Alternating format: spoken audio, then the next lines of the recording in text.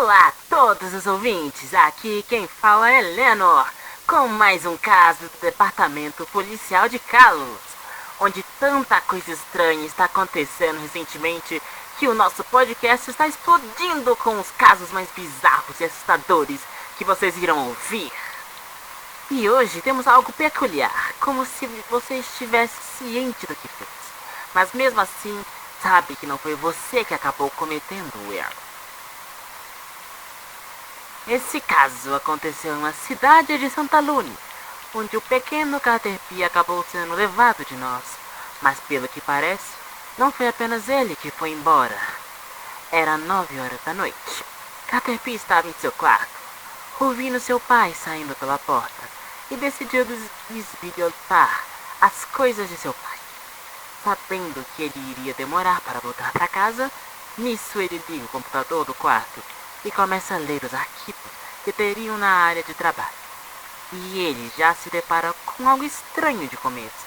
As mensagens da sua caixa de entrada estavam atoladas de mensagens, como seu pai não tivesse lido ou aberto as mesmas. Nisso, ele decidiu olhar as coisas, pois sabia que seu pai era alguém bastante dedicado em seu trabalho, e logo achou mais arquivos estranhos nele, de muito tempo atrás.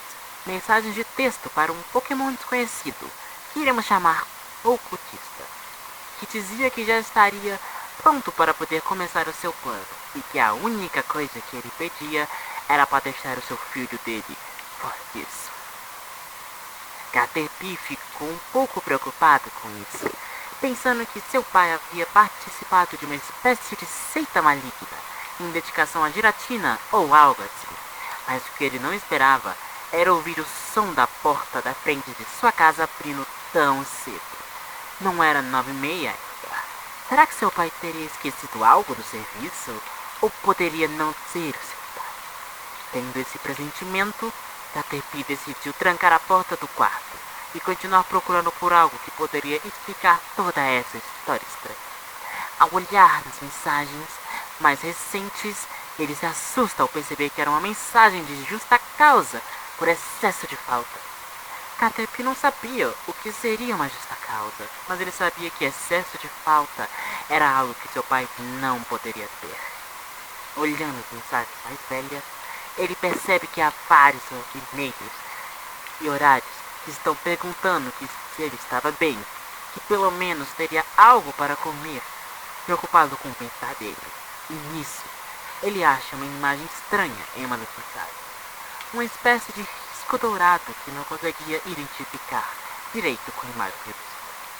Caterpie então abre a imagem e escuta o som da porta de seu quarto abrindo, como se fosse alguém procurando por ele. E logo, ele corre para debaixo da cama de seu pai, com medo.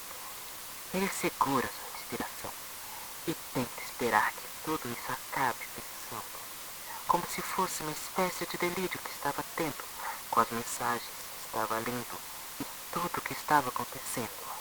Mas ele percebeu algo estranho. O barulho da maçaneta do seu quarto estava diferente. A tranca no quarto de seu pai estava solta. Ele se pergunta, mas como?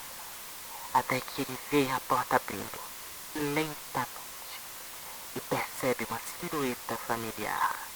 Ele percebe que seu pai estava ali, bem na sua frente, na porta, parado, esperando por algo. Caterpie pensa em se aproximar da porta, se arrastando por debaixo da cama e tenta ver o rosto de seu pai. E logo escuta uma voz diferente, uma que ele nunca havia escutado antes. Filho, venha cá, eu sei que você está aqui. Papai quer ter uma conversa com você. Seu coração começa a bater mais forte. Ele nunca havia sentido um pânico tão grande como ele. Ele sentia que se ele fosse encontrado por papai, poderia não ver o sol nascendo no próximo dia. E sabia que estaria perdido se continuasse ali, tentando pensar em um plano para conseguir sair despercebido daquele lugar.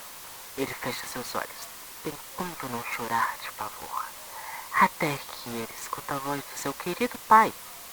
Ao abrir os olhos, ele vê que a criatura não estava mais de pé na frente da porta. Então, ele tenta se arrastar até ela, mas algo segura. Ao olhar para trás, ele escuta: "Te achei." As últimas imagens que temos das câmeras do local, onde um ser vestido uma capa marrom, levando Caterpillar nas costas e desaparecendo em meio à névoa que cobria a cidade naquela noite escura. Dizem que seu pai era um Pokémon bom e se preocupava com os outros Pokémons. No trabalho, faria de tudo para que seu filho tivesse um futuro brilhante. Mas o que podemos dizer agora é que seu doppelganger não era tão bom como ele pensava. E com isso, encerramos o podcast de hoje. Tenham cuidado quando pensarem que tiveram um déjà vu, ou se apenas viram os reflexos agindo de forma estranha, pois vocês podem ver o próximo a ser levado ao outro lado.